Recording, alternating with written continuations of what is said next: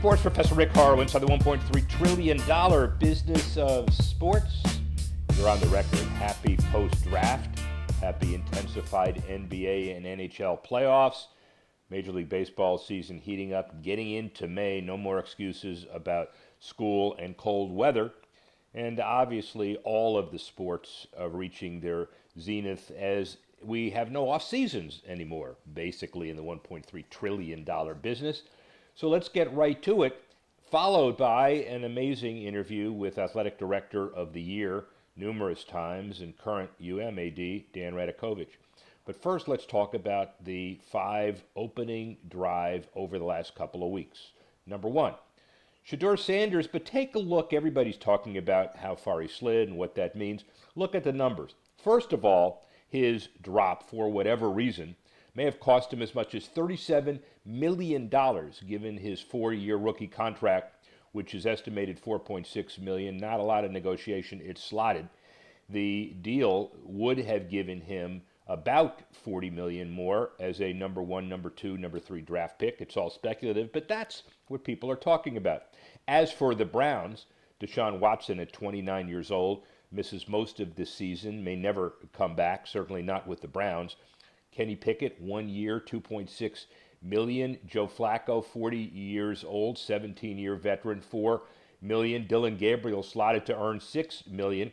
The quarterback room kind of crowded, maybe quantity, who knows about quality. And the bottom line is, it's a lot of money.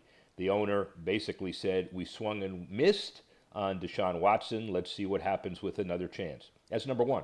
Number 2, Wrexham, from 5th tier to the brink of the Premier League. They secured their 3rd consecutive promotion with a 3-0 win over Charlton on Saturday. The club's 2nd place finish in the EPL League One means the next season it competes in the Championship, the 2nd rung of English soccer. In 2021, Ryan Reynolds and Rob McElhenney spent $2.5 million to buy Wrexham. What a great investment. The American leagues have a promotion relegation system that they talk about but don't do, but it is obviously at the heart of the British system. Soon as they were promoted, they talked about a 15,000-seat expansion. Then after this, they talk about a 45,000-seat expansion. The players have certainly done their part. Some of the credit goes to the team's celebrity owners. The promotion to League One, clearly important. 55,000 is what they're looking at as a stadium. And what's the deal? 2022, 2023 jump in revenue. League One clubs averaged about 9.8 million euros, about 13 million bucks in revenue, compared to what's at stake in the Champions League, $41.2 million on average. And of course, the Premier League, Liverpool, Manchester City, need we say more? That's what's at stake. Number 3, Evan Mobley's Defensive Player of the Year basically threw the Cleveland Cavaliers salary cap out of whack. He had a 30% increase if Mobley won Defensive Player of the Year in his contract. Victor Wembanyama was odds-on winner until the blood clot sat him down. And at the end of the day, Mobley signed a 5-year, $224.2 million contract extension with the Cavaliers, and the language we just talked about. So it is a labor of love. These incentives don't work unless somebody's actually done something positive, but the Cavaliers have a lot of work to do. That's number 3. Number 4, the Savannah Bananas. Now, you know we've covered that on a lot of different ways, especially their sellout of the Buccaneers Stadium in Tampa. They've outdone themselves. They brought banana ball to circus areas like Clemson. I don't really want to call it that, but when you have 91,000 people, actually 81,000 they say, selling out the stadium and buying tickets completely 2 months ago, Bananas owner Jesse Cole thanked the crowd and said, "You made our dreams come true." Not only that, but Dabo Swinney led the team and the Bananas down the hill as he usually does. Gates open at 4:30, the usual protocol for the Bananas. At the end of the day, Memorial Stadium, a complete sellout. There is nowhere they haven't gone and nowhere they won't go. That's number 4. Number 5, the Knicks and the Rangers see a big cut in MSG Network's media rights deals. they refinanced a deal to avoid bankruptcy, and the deal is now tied into their company that also includes the Sphere. They're paying roughly about $187 million of rights to the Knicks and the Rangers, but yet the payroll of the Knicks is about $88 million, fourth in the league. The Rangers, standardized because of salary cap, around $85 million. But the Rangers down about 18% in rights fees. The Knicks down about 28% in rights fees. And MSG clearly just trying to survive. We'll look at the 5 to watch in a couple of minutes. But first, look, Shedeur Sanders and everybody focuses the business on the NFL draft, but it starts earlier. Many say it'll start in high school now with NIL, transfer portal, and the like. That leads to an incredibly turbulent time in college football. Nobody better to deal with that. Dan Radakovich, Senior VP, Director of Athletics, University of Miami. He started at Indiana, Pennsylvania, BA in Finance, U of M Business School, prepared him for what lies ahead. South Carolina, an assistant, American, Georgia Tech, Clemson, the real deal. Starts at University of Miami in 2021. Competes in a way, wouldn't say that, against the Dolphins, the Heat, the Panthers, and the Marlins, but University of Miami reaches the Final Four in basketball, number 13 in a 12-team college playoff, and he has to deal with issues like NIL and parity and portal and Title IX, and all of the issues. In 2017 was the Sports Business Daily Athletic Director of the Year, been on the selection committees, and a whole host of other honors bestowed by his peers. As I said before, the real deal. Let's talk with him and focus on what the goals and objectives are long-term college athletics. Dan Radakovich. Sports Professor Rick Horrow, inside the $1.3 trillion business of sports. We're on the record with an iconic athletic director. He wins the Athletic Director of the Year, Sports Business Journal and Daily in 2017, but so much more. Top of mind when you mention athletic directors that ought to be on Mount Rushmore. Unfortunately, there are only maybe 3 or 4 spots, but he's got it locked up. Good friend of the program, friend of mine growing up in Miami. Clearly, it's an important post for an important person. Dan Radakovich. Hey, how are you? Good intro? Oh, Rick, great. I appreciate that kind intro for sure. Another beautiful day here in South Florida. Just making sure that we're continuing to move forward here, given the turbulent nature of intercollegiate athletics at this point in time. I guess the NCAA Final Four and tournament mantra, survive and advance, applies to athletic directors as well, especially given, as what you said, the turbulence. Just get through the next few months, I would assume. And we'll talk about all of that. So it's June 9, 1958, and you're a day old, and it's Aliquippa, Pennsylvania, the birthplace of legends. And did you or your family ever think that you would become one of the foremost athletic directors and thought leaders in the country? Gosh, I was just hoping to graduate elementary school and then maybe get a high school diploma. But no, it was certainly something that, growing up in Western Pennsylvania in the 1970s was really a special place. There was a lot of really great professional franchises, college programs during that time period.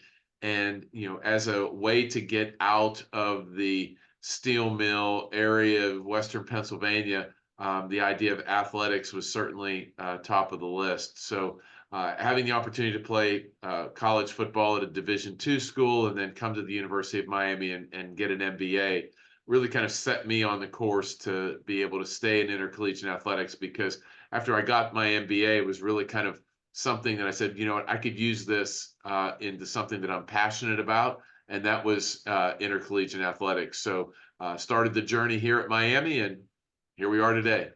Yeah, with some stops at South Carolina, American, Georgia Tech, Clemson, and the like. We'll get into that. But, the interesting thing about all of this is that we all have had epiphanies as we grew into the sports business. Today, maybe we could combine business and pleasure. So you're at Indiana, PA. It's a great school at D2, and it's a finance major. But then in 82, the UM Business MBA, At that point, in those years, did you think that, well, maybe sports and business isn't that hard a combination to get into? Well, I think it boils down to what a lot of people have in their careers, being in the right place at the right time, and being in South Florida and the University of Miami having a position open in their finance and business area. I was able to get that position, and it really kind of started me on the journey. So again, I think that intersection of business and intercollegiate athletics was very much um, not looked at the way it is today with the volume of dollars that are involved. But it was just kind of a rote sort of a process. But getting in when I did and seeing intercollegiate athletics explode both on the dollar side and facility side, it was something that I was able to take advantage of and really enjoyed then and still enjoy today. Well, but you picked up little bits and pieces as you went along, big bits and pieces. At South Carolina, the 30 million or so of facility improvements, not only at Colonial Life but at the stadium itself. And American, you ushered them into the Patriot League. At Georgia Tech, obviously big capital improvements as well. The associate directorship at LSU was a trip, of course. Clemson, how about the national championships and the rebuilding of Littlejohn? But would you say each of those was a stepping stone to the next? Yeah, I think there was a definite growth at each one, and I've been at some different places. When I was at LSU as the deputy athletic director, and then went to Georgia Tech, there wasn't a lot of parallels, in the day-to-day working at LSU and Georgia Tech, very different institutions. But after Georgia Tech and going to Clemson, I was able to really build upon what I learned at LSU. I mean, you were at a large land grant Yeah. institution, a place where there is an incredibly passionate fan base for every sport. So lessons learned in Baton Rouge translated to Clemson. Now lessons learned at Georgia Tech have moved forward here at the University of Miami. Urban school, rich histories, but and passionate fan bases, again, just a little bit different than those large land grant schools. So each one of the stops that I've had has really helped me prepare for something into the future. All right, let's add high expectations to the list. Okay, so it's 2021, and you come to the University of Miami, and we remember the I'll call them best teams money could buy, but that's not as pejorative as some people might think. It was all exciting in the 80s, and everybody remembers it, in the early 90s, and here we are getting ready for another national championship. It is ironic that you get to the Final Four on the basketball side before Right. the football team makes the playoffs, but that's work to be done in the future. What was your sense of the expectation level when you took the job in 2021?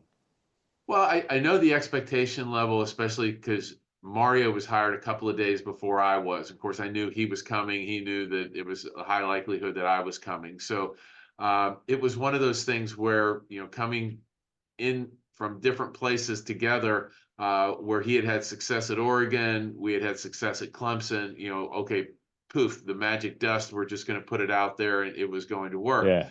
But what you have to understand is, in intercollegiate athletics, it takes time to build the program, build the foundation the right way so that it'll be there for an awful long time and not just do something that's a quick fix. So I think now coming into year 3 last year, you saw a team that took a major step forward, going, 10-3 and just, having a very, very exciting brand of football, falling short of the CFP, but really, at one point, being 9-0, I mean, it was just a phenomenal time. And now we have that expectation. And so moving into into this upcoming year, I think that foundation's been set. Mario has been able to do a lot of really good things within the program. It's really how he likes it with players that he feels like he can do really quality things with.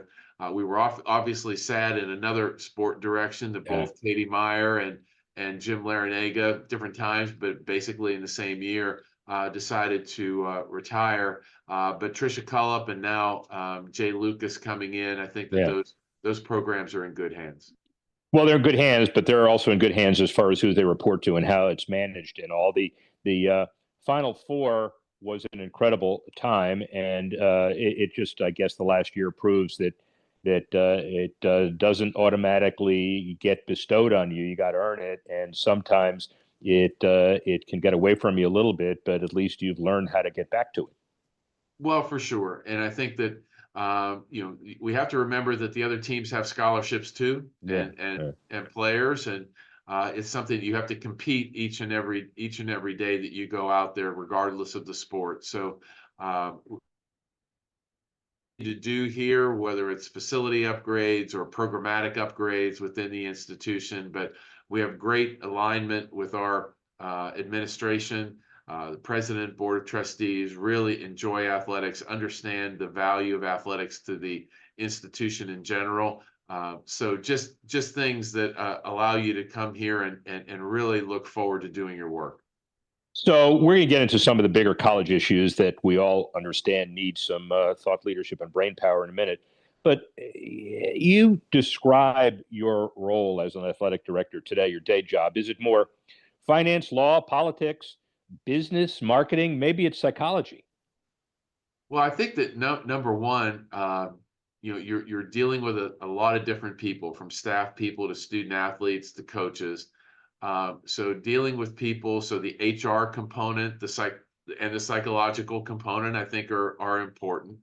Trying to get everybody to row in the same direction, but certainly finances are something that is always going to be a huge part. Fundraising is important as well. Facilities, I think now that we have a different type of a mindset in intercollegiate athletics, is still important. Is it way out in front like it was 10 years ago? Maybe not.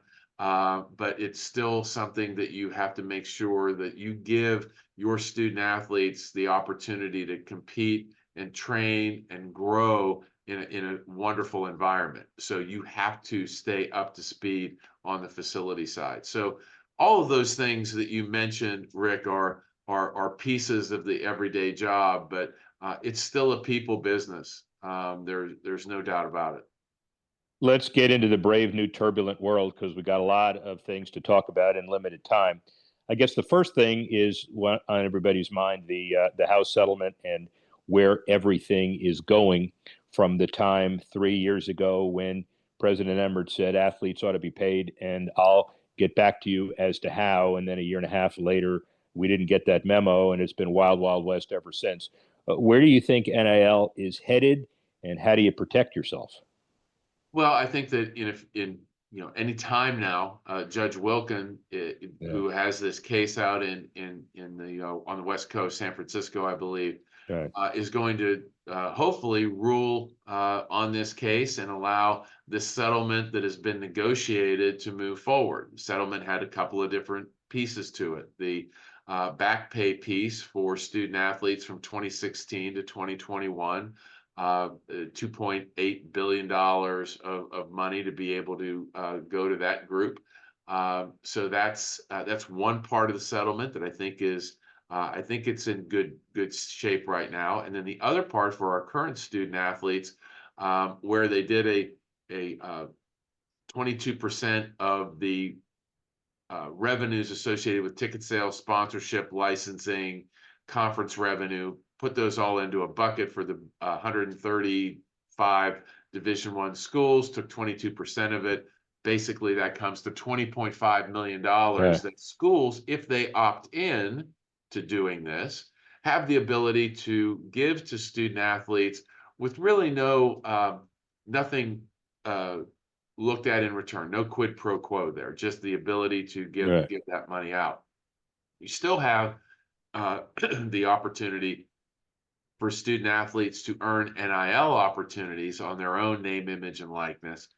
But those are going to be looked at through a third-party clearinghouse, just to make sure that they have a fair market value within a range of compensation for our student athletes. So student athletes will have two different revenue source opportunities: the revenue share from the settlement, and then name, image, likeness opportunities that they may be able to get on their own. Do you realize, Dan Radakovich, as you go through so eloquently the budgetary and the detail issue of where we are today, a year and a half ago, you couldn't even begin to predict, let alone articulate how that all would work. And now, if schools do opt out into this, you may have a clearer picture of where things are heading, clearer than ever before in a very short period of time. Well, we're not there yet, because, well, first of all, the settlement hasn't come forward, but we also have a lot of rules and regulations that are still needed to be put together. And I think that with this settlement occurring possibly this week with an implementation time of July, that doesn't leave a lot of time for things to get pulled together. And there's a subset of athletic directors from the four power conferences, two from each. We get a lot of information from our two guys who are on that committee, Graham Neff and Jay Batt, and they are working very, very hard along with our general counsel and those same numbers from the other four conferences to put together the structure of how this is all going to work. But even if you would ask them today, is it ready to go? The answer would be no, because we're just not there yet. We have a lot of ground to cover yet before July. How does each AD and the combined group for the conferences deal with the issues of smaller sports? Call them niche sports. That's not fair. The women's sports in each context, Olympic sports, and the women's sports subset of Olympic sports. How do we make sure all of that is treated in an equitable way? Well, I think that equitable is a term that you have to define a little bit better. There's financial equity, there's competitive equity, there's experiential equity, and I think one of the things that's important is for us to have experiential equity. For our student athletes, that they know whether they're a male player in our programs or a female player, they're going to have the opportunity to get, number one, a great education. They're going to have the opportunity to grow within their sport and make themselves the best that they can be. So regardless of gender, regardless of sport, that's something that's important for us. I think that the Olympic sports are still a very, very important part of, I think, every school within the ACC, certainly in other conferences as well, because they have a rich tradition. They have an important part on college campuses, and they're also, for some sports, the main feeder for our Olympic movement.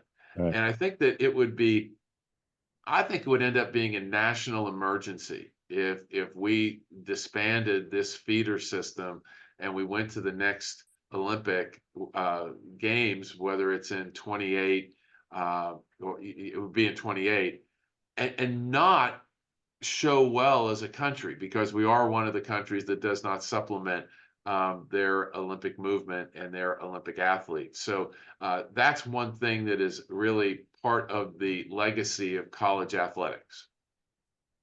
So as of April 10, and of course it's a higher number now, 2,033 men's D1 basketball players have entered the portal. It's about 35%. Does that bother you, and what do you do about it? Well, it can't bother me because it's reality. Right. But it's something that you worry about all of those young men. You were talking about men's basketball. Because when the music stops, they won't all have spots on the floor. Because I think that there's some studies that have been done that there's anywhere from 6 to 8% of the people who enter the portal that don't have a place once it's done. Once everybody has filled their rosters, and that's sad for that to happen, because whether they were scholarships or walk-ons, trying to move into different environments, they weren't successful. Will they be successful in subsequent years? Yeah, maybe, but I think in that particular year they just were not able to find a spot. So that's the bad side of the transfer portal.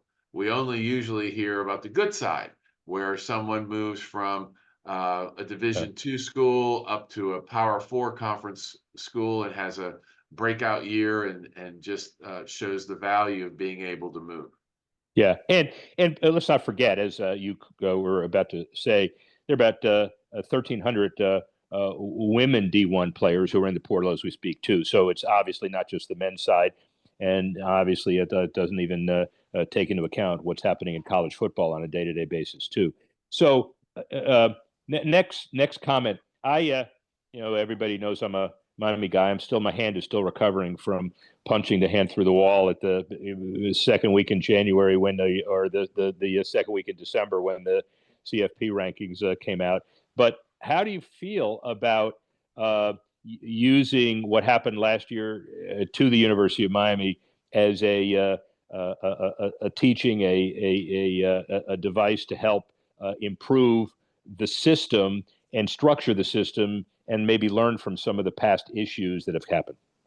Well, I think that you look at the system, and I didn't really have a lot of suggestions. Somebody had to end up the 13th team, Yeah. 14th team, and that's where we were. We needed to win one of those last two games, right. and then it wouldn't have been a question. But at the end of the day, I think that it shows is there value in making the playoff a little bit bigger, but someone will always end up just outside looking in. If the television dollars are there and the opportunity to do it, sure, I think that making it bigger would be great. But I don't know that the committee did anything that was off-putting to me. They looked at where we were. We had a great offense. Our defense was not as stout as maybe it should have been. And that's where they ranked us. Having been on that committee before, I understand that there were 13 people on the committee, and there were 13 different ways that people looked at how they ranked teams. So it was tough not having that happen, not getting into the playoff. But I still think again we go back to those first few years of building the foundation for the University football team. We're going to play football here for an awful long time into the future. And I think what Mario is doing right now is setting that foundation, and that's going to be very, very valuable. He'll be damn good at it too. And time heals many wounds. And now we look for next season. So give me your sense of who has more leverage in this whole world of making the college sports landscape a little less turbulent. The conferences, the athletic directors, the NCAA, the courts, the athletes, the agents, or does it take everybody? Well, I think it does take everybody, but the commissioners and the conferences are really taking the lead right now. I think there's a high likelihood that there will be a movement of the Power Four conferences away from just the holistic NCAA, kind of have another division for that group, because the world that we live in from a Power Four conference circumstance is very different than the world that a lot of other schools are dealing with. NCAA Division I schools, Ohio State, NCAA Division I school, Robert Morris, NCAA Division I school, but very, very different in all the things that they do. So I do think that that organization and that should be looked at a little differently. I think the commissioners are leading the charge on that. But you talk about agents, you talk about athletic directors, you talk about university presidents. Everybody is going to have a part in making sure that this national treasure does not move into a bad circumstance. So doing business day to day in the turbulence and the maelstrom, do you enjoy what you're doing? Oh, absolutely. I mean, if I didn't, I would just kind of walk over to our president and say, I'll see you later, because I am in the fourth quarter of my career. I really look at some of the younger folks and say, this is really a different, not better, not worse, but just a different way of looking at intercollegiate athletics and how you go about managing that what it was in the 90s, the aughts and the teens, as I was growing up in it. So my hat's off to a lot of the folks who are just starting their career, because it is going to be a little bit different. Yeah, okay. So, last question. And parenthetically, I'm not sure I like the reference to the fourth quarter since I am a bit older than you, but we'll take it for where it is. So, listen, what is Dan Radakovich going to do for his next 66 years? Um, well, first of all, I became a grandfather a couple of months ago, so playing with the granddaughter is going to be high on the list. You know, when you're in this business, your family gives up a lot of time. And I think when you're done, you're going to try to make sure to give back and try to make up for a little bit of that. Time's something that certainly you can't buy or whatever, but to the extent possible, just be more present, not only with my wife, but and my two boys, but now, granddaughter as well. And then enjoy some of the things you didn't have time to do. I really enjoy traveling, and sometimes you just couldn't take off because of the seasonality of things.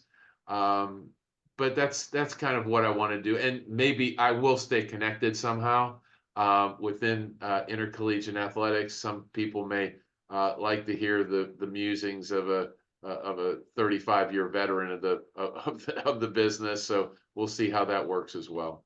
Well, I will tell you this: as a lifetime I am in and a lifetime business of sports guy, the program's in good hands. The industry's in good hands. You're not going anywhere. You better not go anywhere. And I'm really excited to know you as a friend, Dan Radakovich. Thank you very much. Thank you, Rick. Pleasure to be here. Absolutely. Sports Professor Rick Horrow, $1.3 trillion business of sports. Speak with you soon. Dan certainly giving us some perspective on the future of college athletics, but everybody has one thing in common. They need money. The House versus NCAA settlement just around the corner, and the $20 million guaranteed or allocated payment per athletic department, embellished as each school wants to allocate and recruit, et cetera, as they go forward. Everybody needs money. The NCAA begins selling data from its championship events to domestic sports books as part of an extended partnership with sports technology company Genius Sports. They sell the rights to all of the postseason tournaments through 2032. They'd like to do that for all the regular season events, but as you know, the NCAA has no jurisdiction to do that deal. The NCAA itself, $1.38 billion in revenue from 2024. Gambling, as we said earlier in the interview, a very important component of this at all levels: the teams, the individuals, the conferences, and of course the NCAA. That's number one. Number two, Michael Jordan made $30 million in 2024. After leading the Bulls to 3 straight titles, he said he would play for the Bulls for $300 million to go forward again. Bulls said, he settled for 4. But then look at his annuity with Nike. Some estimate, Sportico for example, a conservative 4% of revenue, probably even more. But his haul of career earnings, $4 billion adjusted for 2025 numbers. The Air Jordan launched 40 years ago and crushed expectations, more than $7 billion, $100 million in sales for the first year. Yeah, he had a great on-court presence, $92 million over 14 years by the Bulls, and another $2 million during his 2 years in Washington. But I think he'll take his off-court earnings. What do you think? That's number two. Number three, the DP World Tour expanding to India. A new $4 million tournament will be held at the Delhi Golf Club in October 16 through 19. The first time a major event in India. It'll be part of the Back 9 DP World Tour's 2025 Race to Dubai, the second phase of their big tournament series. Originally established in the 1930s, the Lodi Championship course hosted the inaugural Indian Open in '64, redesigned by Peter Thompson in '77, and further enhancements by Gary Player in 2019. This is the real deal. Golf in India burgeoning, but of course it'll expand and step up with these new positive steps as well. That's number three. Number four, Formula E on the fringes of becoming mainstream. Miami Grand Prix the weekend, we'll have coverage of that. But they further Google a cloud partnership with the driver agent tool. The expansion of its A1 technology partnership with Google Cloud, the driver agent, as you might expect, is artificial intelligence A1 Vertex platform, and Gemini, Google's large language model, providing real-time feedback to drivers via text or audio coaching to aid their development. But all of the companies are looking at how to get the AI edge going into the next series of Formula One races and their ancillaries. That's number 4. And then finally, number 5, Nike and sneaker companies generally, by the way, see difficulty in American manufacturing. Wall Street Journal writes an article saying Nike poured millions into an ambitious effort to partly automate what has helped Apple set up their intensive established manufacturing entities in the U.S. The company is called Flex. That's an American manufacturer that tries to domesticate, but they turned into Mac Pro possibilities. At the end of the day, the goal was to make tens of millions of Nike sneakers at a new high-tech manufacturing plant in Guadalajara by 2023. They talked about how they would automate their new program with this tremendous technology, but the company had no real shoemaking expertise. The robots struggled to handle the soft, squishy, I'm not making this up, and stretchy parts that are integral to shoemaking. Factory production never became as automated as envisioned. As shoe production increased, the factory personnel swelled to 5,000, which is close to what they were spending in Vietnam and other places, and the company decided to go elsewhere. However, the threat of new tariffs is pushing some to ask whether Nike and others will ultimately have to reconsider efforts to automate manufacturing and bring shoe production back to the U.S., just another unintended consequence of this economic maelstrom. See how that all happens, but in the meantime, we'd like to thank Dan Radakovich for his time, vision, and foresight. I'd like to thank Callie Kazar for helping us put together On the Record, as always. We'd like to thank you for listening and watching. We'll have another blockbuster episode as we get ready for auto sports, reacting to Formula One and Grand Prix and looking ahead to the Indy 500, etc., etc. But at the end of the day, this is one of those situations where all sports are welcome and all fans are interested in it. Thank you all for listening and watching. And joining me once again for the $1.3 trillion business of sports, I'm the sports professor, Rick Horrow.